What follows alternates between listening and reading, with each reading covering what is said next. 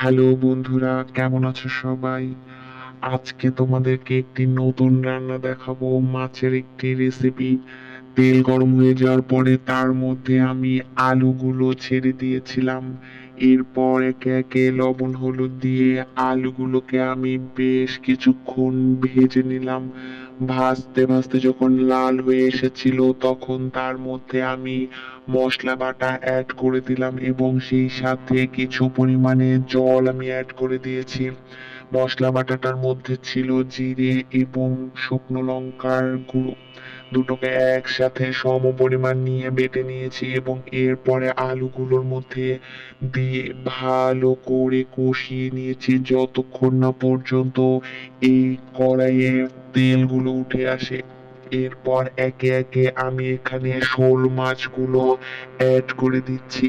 শোল মাছগুলো ভাজিনি, কারণ একদম টাটকা পুকুরের মাছ, তাই জন্য শোল মাছগুলোকে না ভেজে এই তরকারির মধ্যে দিয়েছি এবং অল্প অল্প জালে আস্তে আস্তে কষিয়ে কষিয়ে এই তরকারিটা রান্না করব। তোমরা খেয়ে দেখো, এভাবে রান্না করে বেশ ভালো লাগে খেতে। যাই হোক, কথা বলতে বলতে অনেকটা জল শুকিয়ে এসেছে তরকারির। এবার এর মধ্যে একটু জল দিয়ে নেব, নিয়ে আবার একটু নাড়াচাড়া করে সুন্দর করে মাছগুলোকে ঢেকে দেব। কিছুক্ষণ ঢেকে রাখার পর যতক্ষণ না জলটা টকবক করে ফুটছে ততক্ষণ কিন্তু এখানে হচ্ছে মাছটা সিদ্ধ হওয়ার জন্যই আমি জলের পরিমাণটা একটু বাড়িয়ে দিয়েছি। তারপরে ঢেকে রাখার 20-25 মিনিট পর এই যে ঢাকনা তুলে কয়েকটা কাঁচা লঙ্কা দিয়ে দিলাম। তোমরা যারা ঝাল বেশি খেতে চাও তারা চাইলে এটা দিতে পারো, না চাইলে কোনো সমস্যা নেই।